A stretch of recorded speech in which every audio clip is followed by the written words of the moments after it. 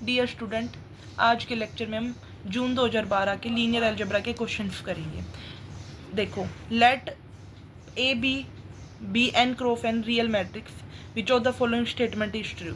ये क्वेश्चन आए हुए क्वेश्चन है जो मैं बता रही हूँ आपको। इसमें क्या कह रहे हैं, rank A plus B rank A plus rank B, rank A plus B less than equal to rank of plus rank B, rank of A plus B equal to minimum of rank of A rank of B, rank A plus B maximum of rank of फिर rank of B. देखो कैसे करेंगे इस question को।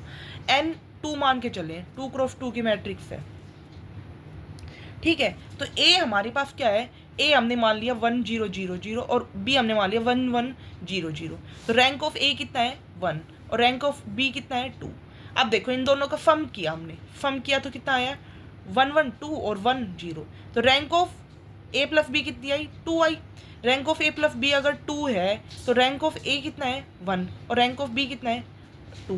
तो दोनों का सम कितना आ गया 3। तो 2 3 के इक्वल नहीं होगा। तो यहाँ पे ऑप्शन देखो, पहला ऑप्शन कह रहा है कि rank of A plus B is equal to rank of A plus rank of B. गलत बात है ये, तो पहली गलत बात हो गई। तो नहीं दूसरा कह रहा है कि लेस देन इक्वल टू होगा। तो मतलब लेस देन इक्वल टू दिख रहा है, देखो ए प्लस बी कितना है 2, 2 3 से छोटा है, ये बात ठीक लग रही है, सेकंड ठीक लग रही है। थर्ड कह रहा है मिनिमम होगा। मिनिमम क्या, मिनिमम देखते हैं थर्ड ऑप्शन पे। Rank of A plus B कितना है 2 और मिनिमम 1 और 2 का कितना आया, मिनिमम होगा 1। तो ये इसकी इक्वल है, नहीं गलत बात होगा ये तो। फिर कह रहा है कि रैंक ऑफ मैक्सिमम होगा, मैक्सिमम 3 के लिए लेके चल रहे हैं। ए हमने ये लिया, बी हमने ये लिया। अगर रैंक ऑफ ए 1 है और बी भी 1 है तो हमारे पास ए प्लस बी कितना आ गया, इसकी रैंक 2 आ गई और मैक्सिमम 1 और 1 का कितना आया 1 और यहाँ आ गया 2। ये भी बात गलत हो गई, यानी कि सेकंड ऑप्शन ही करेक्ट है इसके अंदर। हमने एक एक एग्जाम्पल लिख के देखा और फिर देखा कि रैंक ऑफ 3 के लिए लेके चल रहे हैं, हमने ये लिया और बी हमने ये लिया। रैंक ऑफ ए अगर हमारे पास 1 है और बी हमारे पास 1 है तो यहाँ पे ए प्लस बी की रैंक कितनी है 2 और मैक्सिमम ऑफ 1 और 1 आ गया। तो 2 1 के इक्वल नहीं हुआ, यानी कि सेकंड ऑप्शन भी ही बचा है जो करेक्ट है। बाकी फर्स्ट थर्ड और फोर्थ ही गलत ऑप्शन है। आगे देखो, अगला क्वेश्चन देखो, जाई बी विदा। अगला क्वेश्चन देखो, यहाँ पे दिखाती हूँ आपको, ये रहा। Xi be with the primitive root of cube unity. Define A अगर जाई इनवर्स 0 0 0 जाई 0 0 0 1 for a vector v. Define कर दिया, वी हमारे पास ये है where v transpose is transpose of v और वी डब्ल्यू इज इक्वल टू 1 1 1 देन डब्ल्यू मोड ए इक्वल्स कितना 0 1 -1 और 2। तो कैसे करेंगे इस क्वेश्चन को फुल। देखो जाई क्या है, क्यूब रूट ऑफ यूनिटी, यानी कि जाई का क्यूब कितना है 1 और वी का मोड जो है वो ए वी ट्रांसपोज। तो वी ए वी ट्रांसपोज है ना, तो वी ए वी ट्रांसपोज लिख दिया। वी ए वी ट्रांसपोज को हमने लिख दिया। वी कितना है, वी है वेक्टर 1 क्रॉस 3 का, ए 3 क्रॉस 3 की मैट्रिक्स है। देखो यहाँ पे ये मैट्रिक्स मैंने पूरी नहीं लिखी, ये मैट्रिक्स ये है 0 0 0 0 1, ये हमारे पास 3 क्रॉस 3 की मैट्रिक्स है। और वी ट्रांसपोज क्या है 3 क्रॉस, अगर वी हमारे पास 1 क्रॉस 3 का वेक्टर है, देखो 1 क्रॉस 3 का वेक्टर है तो वी ट्रांसपोज 3 क्रॉस 1 का होगा।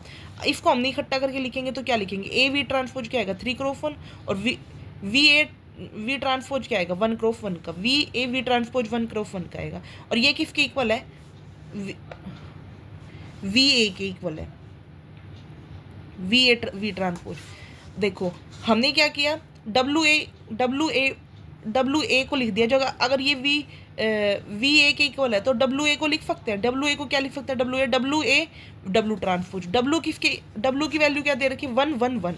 देखो यहाँ पे 1 1 1 1 1 1 लिखा और ये ए को मैंने जो दिया हुआ था वो लिख दिया और डब्ल्यू लिख दिया।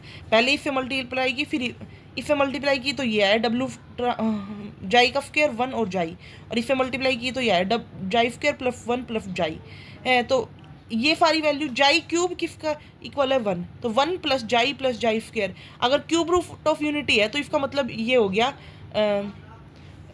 0 के इक्वल। अगर जाई क्यूब रूट ऑफ यूनिटी है तो 1 प्लस जाई स्क्वायर 0 के इक्वल हो गया, तो यानी कि ये वैल्यू आ गई 0। तो फर्स्ट ऑप्शन इसका क्या है 0 1 -1 2, तो इसका आंसर आएगा फर्स्ट सही है 0। अगला देखो, dimension of the vector space of all symmetric matrix of order N cross N with real entries A11 0 है, ट्रेस 0 है, तो क्या करेंगे? डायमेंशन जो है सिमेट्रिक मैट्रिक्स की पूछ रहे हैं और दो कंडीशन लगा रखी है। सिमेट्रिक मैट्रिक्स की डायमेंशन होती है n into N plus one by two, N into N plus one by two, minus दो कंडीशन लगा दी, दो कंडीशन को सब्ट्रैक्ट कर दिया, तो n into N plus one by two by minus two, two LCM ले लिया, n into N plus one minus four, n square plus n minus four by two, ये आंसर आ गया। आई थिंक आपको ये तीन क्वेश्चन समझ में आएंगे। फोर्थ क्वेश्चन देखो, n be the vector space of all polynomial of degree at most 3 defined, हमने f डिफाइन किया, n से n defined by f p x p of x y p belongs to n, then the matrix of f is the basis 1x x square। देखो ये question आया, वो question है, ये रहा, कहाँ है ये क्वेश्चन, ये रहा, n be the vector space of all polynomial of degree at most 3 defined f n से n F P x plus one. तो हम इसको कैसे करेंगे? इसके अंदर ये बेसिस दे रखे 1x x स्क्र, तो हमारे पास बेसिस है, हमारे पास 1x x square x cube, तो इसको कैसे करेंगे? 1 यहाँ पे डाला, तो 1 को डालेंगे, 1 कॉन्स्टेंट है तो डाल लेंगे किसी के अंदर 1 ही हो जाएगा, तो 1 को मैंने लीनियर कॉम्बिनेशन में लिख दिया, इसके linear comb 1 into one plus 0 into x plus 0 into x square plus 0 into x cube. फिर इसको हमने x डाला, तो x डाला तो क्या आएगा? Polynomial x plus one type का, x plus one, one into x plus 0 into x square plus 0 into x cube, x square डाला तो x प्लस वन का होल स्क्र, तो इसको हमने लिखा 1 into one, 2 into x plus 1 into x square 0 into x cube, x cube डाला तो x plus one का क्यूब, तो 1 into x one x cube को हमने ओपन कर दिया इस तरीके से। अब ये बन गई मैट्रिक्स फॉर्म 1 3।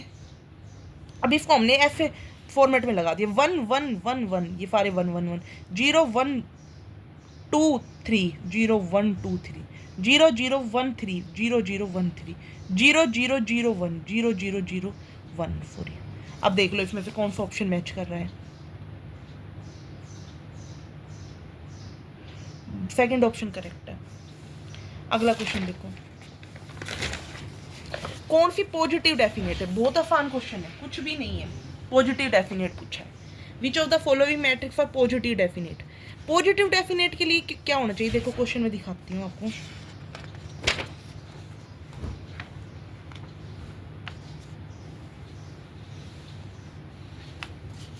ये पार्ट सी का question I think,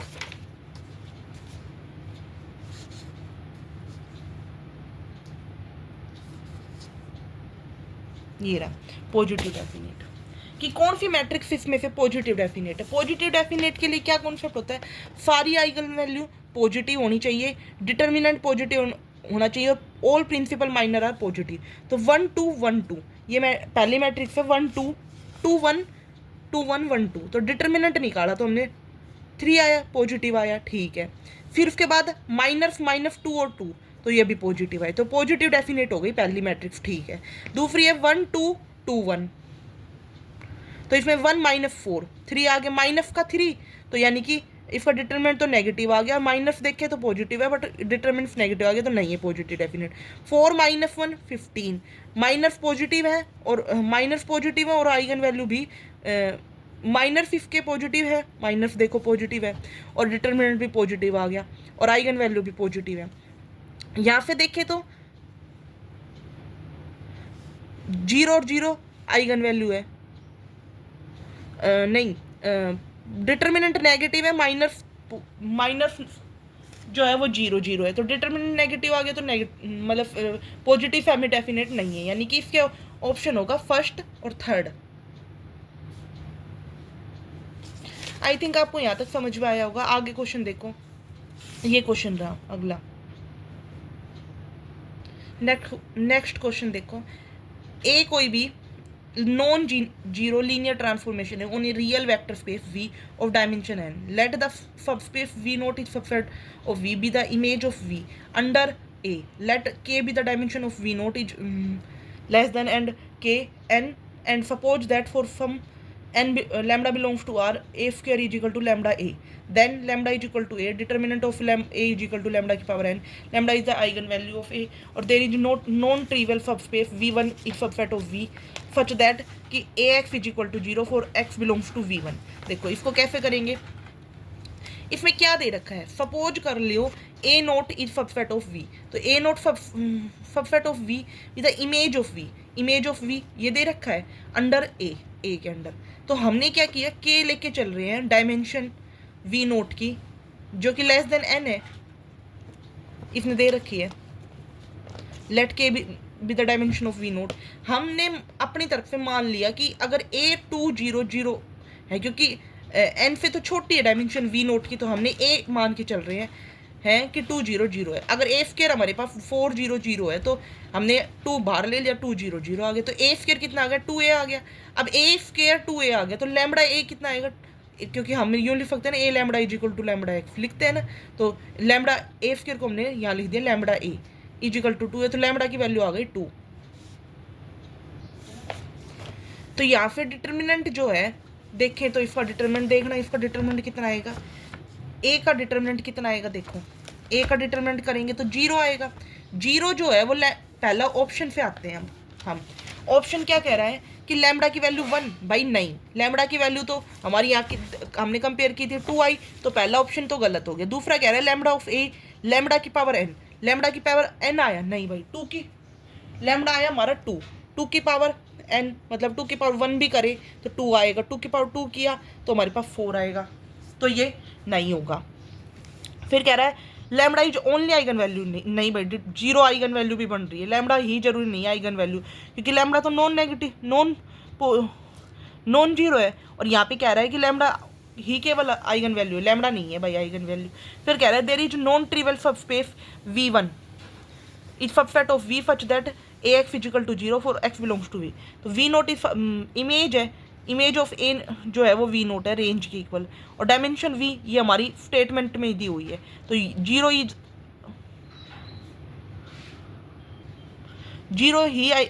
is an eigen value of A, 0 भी आइगन वैल्यू बन रही, तो इसमें थर्ड ऑप्शन तो इसलिए गलत हो गया कि lambda is only eigenvalue, 0 भी आइगन वैल्यू है।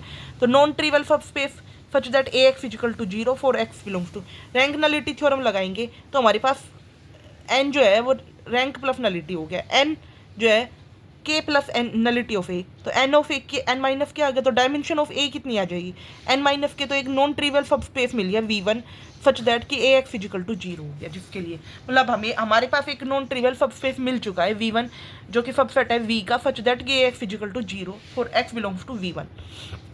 अब अगला क्वेश्चन देखो, अगला क्वेश्चन है let B B C be a n cross n real matrix W be the vector space spanned by 1 phi square phi की पावर 2n, देन डायमेंशन जो है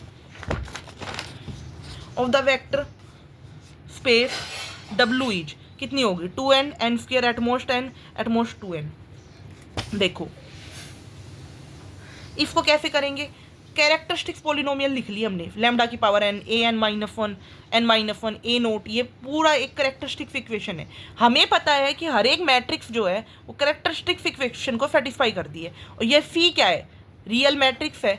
अगर कैरेक्टरिस्टिक्स इक्वेशन को सेटिस्फाई करती है तो यानी कि फी की power n plus an minus 1 फी की power n minus 1 a naught i, ये आ गया सारा। तो फी n को मैंने क्या लिखा, phi n is equal to minus an minus 1 phi n minus 1 a naught i तक, तो फी n लीनियर कॉम्बिनेशन हो गया an fee n minus 1 phi square fee n minus 1 का, तो डायमेंशन यहाँ पे कितनी आ गई, n आ गई, तो 1 फी स्क्वायर फी की पावर n माइनस 1 जो लीनियर कॉम्बिनेशन में लिखा गया ना भाई। देखो यहाँ पे हम दोबारा मैं थोड़ा सा एक्सप्लेन कर देती हूँ कि हमने पढ़ा है कि हर एक मैट्रिक्स जो है वो कैरेक्टरिस्टिक्स इक्वेशन को सेटिस्फाई करती है।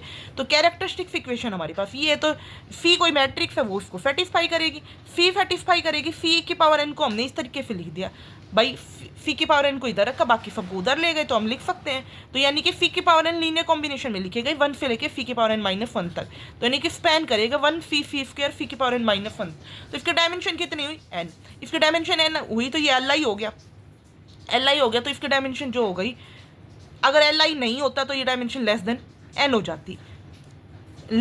जाती, तो इसका मतलब यहाँ पे क्या हो गया एटमोस्ट n तो ही होगी डायमेंशन, एटमोस्ट n देखो इसमें ऑप्शन क्या क्या है, at most N, at most 2n N square नहीं होगी, 2n नहीं होगी, एटमोस्ट n होगी, और एटमोस्ट n है तो इससे ज़्यादा क्या हो सकती है, ज़्यादा से ज़्यादा 2n से भी कम ही होगी, मतलब एटमोस्ट 2n, या क्योंकि कॉम्प्लेक्स है तो 2n भी हो जाएगी और n हो जाएगी, तो एटमोस्ट n।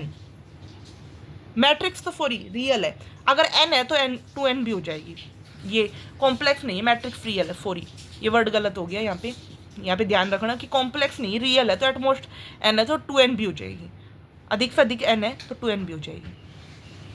तो फर्स्ट, सेकंड और थर्ड, फोर्थ ऑप्शन सही है। अगले क्वेश्चन देखो,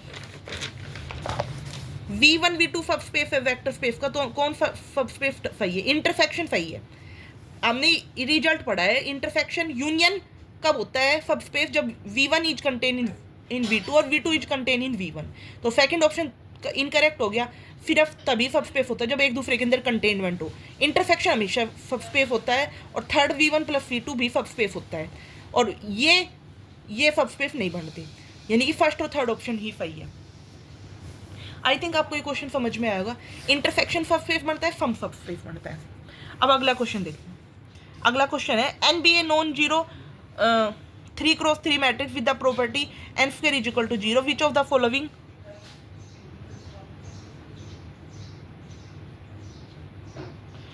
फॉलोइंग इज या आर ट्रू। तो n is not similar to diagonal matrix, n is similar to diagonal matrix, n has 1 non zero eigenvector and n has 3 linearly independent eigenvector. इस question को कैसे करेंगे, देखो मैंने इसको ऐसे किया है, नीलपोटेंट मैट्रिक्स जो है वो नॉट डायगोनल, ये वर्ड याद रखना, n कोई भी नॉन जीरो 3x3 मैट्रिक्स है with the property n square is equal to 0, which of the following is true. Nilpotent matrix जो है नॉट डायगोनल नहीं होती, सॉरी नीलपोटेंट मैट्रिक्स डायगोनल नहीं होती, ये हमने रिजल्ट पता है। अब nilpotent matrix n square is equal to 0 है, तो इसका मतलब ये नीलपोटेंट मैट्रिक्स है, नीलपोटेंट मैट्रिक्स डायगोनल होती नहीं है, तो पहला ऑप्शन गलत हो गया, which is not similar to diagonal matrix, not similar, ठीक बात है ये बात कि ये कह रहा है डायगोनल नहीं होती, और यही बात इसने कह दी, सही है, फर्स्ट ऑप्शन सही है, ये n is not diagonal to, not similar to diagonal matrix. फिर कह रहा है n is similar to, second गलत।